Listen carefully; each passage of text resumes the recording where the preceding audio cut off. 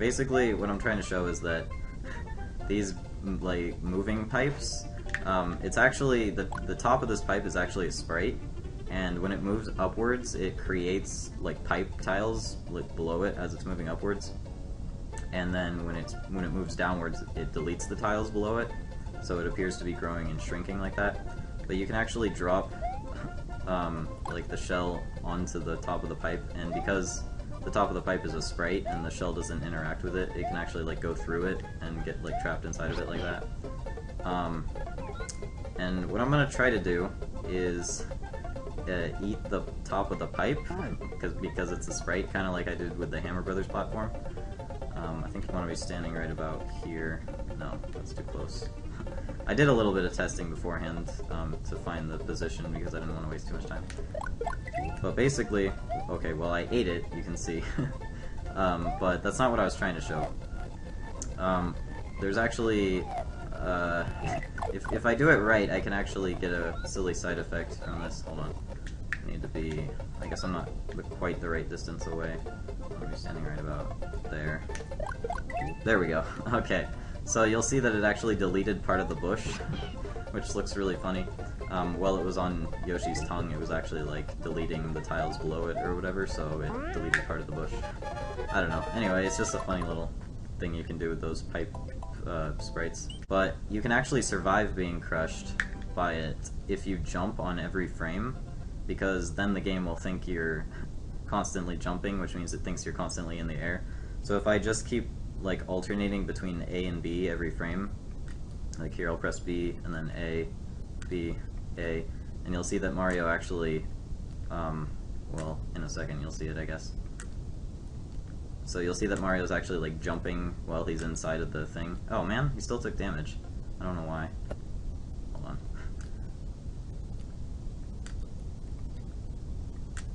Whatever. Yeah, I don't know. You can survive getting crushed if you just keep alternating A and B every frame. For one thing, you can kill his projectiles by sliding into them like that, which is a pretty silly oversight. Please, come on. Yeah, there we go. So did you see that? He just like, here, let's see if I can rewind it. Okay, so I was holding forward here, and then all of a sudden right here, he just jumps up in the air, and then when he hits the platform, he jumps up again, and then all of a sudden teleports like below the level or something and dies. And you'll notice that I didn't run out of time. I still have 4 seconds, so that has nothing to do with the time limit, although I would have died from the time limit if I'd waited any longer. Please. Okay, right about here I want to jump. And that will allow me to hit the block.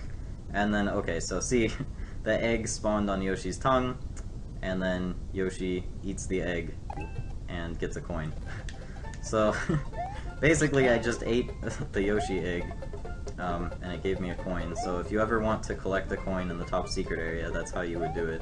So as you can see, they never put a wall at the left side of the level here, so the spike top just kind of wraps around the corner there. Since the side of this platform on the left there isn't solid, and neither is the inside, it's only solid from the top. So the spike top just kind of wraps around in a circle if he doesn't have anything solid to climb on. Which is a pretty silly oversight in my opinion, because I think they could have fixed that just by putting a wall on the left there. I'm going to try to dupe a block over half of the dragon coin, like that, there we go. And so you can see I duped over the bottom half and not the top half, and normally when you collect a dragon coin, like if you collect the top half of a dragon coin, it tells the tile below it to disappear as well, so that both halves disappear together, even if you only touched one half. But if the tile directly below it isn't a dragon coin, and it's a regular block like this instead, then instead of turning the tile below it into a blank tile, which is tile 2-5, it turns it into a key block, which is tile 1-2-5. So you can see there's actually a key block here, and it's invisible, but that's just because of some side effect with the dragon coin, I think. If you go off screen and come back, it'll be visible again. So yeah, you can see the key block is there now.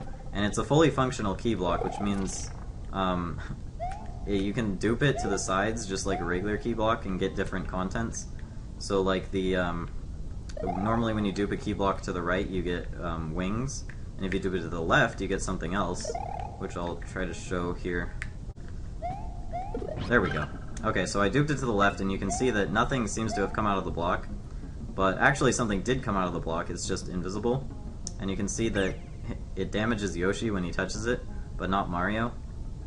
And that's because it's actually a green Koopa, but it's stuck in this weird state where it's invisible, and it can't move, and it has no interaction with Mario. And it persists off-screen, unlike a regular green Koopa. So if I go off-screen and come back, it'll still be there. So, like, you can see it still damages Yoshi, even though I went off-screen. So, yeah, it's kind of weird. But its hitbox is still kind of there, and you can tell it's a green Koopa because if you can use your cape to stun it, and it'll produce like a stunned shell like that, just like a normal green Koopa. And you can also eat it with Yoshi and get a green shell like that. So yeah, it is a green Koopa, but it's just in this weird like state. I'm gonna try to dupe the key block to the right. Whoops, that's not what I wanted to do. I'm not even sure how that happened. Alright. Oh, I guess yeah, okay. I'm gonna dupe it. There we go. Now I want to get those wings. And unlike the wings I showed in Donut Secret 1, these wings are actually functional and they take you to the correct like area. So this little bonus game, and you can beat the level just by dipping down underneath like this. And that actually completes the normal exit of the level for you, and gives you a blue Yoshi. So it's a nifty little shortcut, and it's definitely worth it if you can do it quickly. Now, I have Yoshi and I have this glitched key, I guess, or this special key. You can actually pull the key through the wall on your tongue and have it activate the blocks for you, so I can sort of open the block like that and then create a pathway for myself. Just kind of silly. Alright, now I'm going to get up to the keyhole, which is kind of hard to do if you don't have the red switch, I guess, but there's a few ways to do it. I think what I'm going to do is I'm actually going to fly up with Yoshi first and then come back for the key. Alright, you can actually get running speed here if you're careful about it. There we go. Okay, I made it up. Now, so you can see that there's two keys, and only one key will work on a keyhole at a time, interestingly. So this key actually won't work on the keyhole, and the glitched one that I got actually will. And that's because the one that I got from the block actually spawned in a higher sprite slot, and whichever one is in the highest sprite slot will work on the keyhole, and the other one won't. And I can actually get rid of this key, and now the other key will work properly. I gotta do this one more time. Alright, whatever, I'm up here, I'm just gonna finish the level, you get the idea. Alright, so one other shortcut you can do, if you have a blue Yoshi, or you just bring the blue shell or something, you can fly under the level like this, and you can actually skip that pipe and fly under this whole section, which actually skips the whole lava area because it takes you to the other side of the pipe. Oh my god, this goes on for a while, there we go. So it takes you to the other side like this, so that's a nice little shortcut. Instead of using the wings, you could do that, although of course it's slower. And it doesn't save as much time. But, I'm actually not going to do that because, I guess I'll just ditch Yoshi here. I want to show something in the lava room. So there's actually blargs in this room, even though you can't really see them, like, they're in there in the lava. You can kind of see the bubbles that they make when they dive out and everything. And it's kind of weird that they put blargs, like, hidden in this room, even though, like, the only way you'd see them is if you're already gonna die. But you can actually use the star power to kill the blarg, and you can see that it produced this weird, like, glitched graphic. I guess they never thought of the fact that you could use the star power to kill blargs, so they didn't make, like, a death animation for it or whatever. That's kind of silly. Just another one of those crazy oversights. Oh wait, yeah, there you go. See that one of the Buzzy Beetles actually spawned below the platform, because its spawn point is like lower down, because they think that by the time you get to that point in the platform it'll be lower down, but you can actually get them to spawn early and spawn below the platform, which is kind of funny. When you're stuck in a tight space like this and you're big, if you press the spin jump button, you'll stop ducking briefly, which will sometimes actually push you through the floor, and you can actually like stand in the floor like this. So that's a silly little thing, apparently. Oh, I almost made it. Alright, so yeah, you can stomp on the shell. If you are moving downward when the shell lands on you, then you'll stomp on it instead of kicking it. So you want to make sure you're moving downward, but you want to be in the air. So, like that. There we go. And you can actually make it up here with Yoshi. As he's passing by the corner, you mount him, and then you can mount him like inside the corner and clip through. Oh my god. It's kind of... I'm terrible at this, actually, to be honest. Just clip. There we go. Now, mount him again, fly under, and then dismount him from underneath. Yeah, whatever. It's a cool little shortcut. It's kind of hard to do. It takes some practice, but anyway.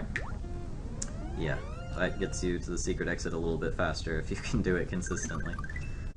So, even if the top tile is spinning, when he destroys the bottom block, it'll destroy that tile as well. So, you can actually destroy the block while it's spinning. And if you do that, oh my god. So see how he destroys the block and then it comes back. So yeah, he destroyed it while it was spinning, so it's like spinning timer was still going. So it still like came back at the end. So now I'm gonna try to do something here where I will recycle the P-switch, and now I'm gonna collect the coins on the bottom row, at least some of them, and then when this runs out, now I've created this nice tight spot for me to glitch through the floor with. And an interesting thing about this level, and I think a few other levels as well, it's probably not exclusive to this level, but when you get inside the ground on this level, like the dirt that the like inside of the ground is made of, is like made up of these tiles that interact really strangely with sprites. So when I spit out the P-switch, you'll see that it just kind of glides along the like inside of the dirt and bounces off the walls. And same with Yoshi. So it's pretty silly. You can just kind of do this, and it works with fireballs as well. Basically any sprite. So I don't know why they used like these tiles to fill in the dirt instead of just regular dirt tiles. There's probably some reasoning for it, but I don't know. Whatever. So yeah, that's about all I'm going to show here, I guess, if I can get Yoshi back. There we go. You can stand on these when you're riding Yoshi, but you still can't touch them from the side. So like if I touch it from the side, see, I still get hurt even though I'm riding Yoshi. So it's only his feet that are like protected from them, I guess. I don't know. When the little like victory like sound plays after you collect all the 1-ups, if you spin jump at the right time, you can make like a weird noise. Hold on. I don't think I did it right. It's like the spin jump sound effect conflicts with the other sound effect and it makes a weird noise. Hang on. Okay, you kinda heard it there. I need to time my spin jump a little bit better to get the full effect. Not quite. I want to wait a little bit longer. Okay, well, there's a little bit of it. If you hear like at the very end of my spin jump sound effect, it kinda like overlaps the other sound effect and they kinda glitch each other out. I don't know, it's weird.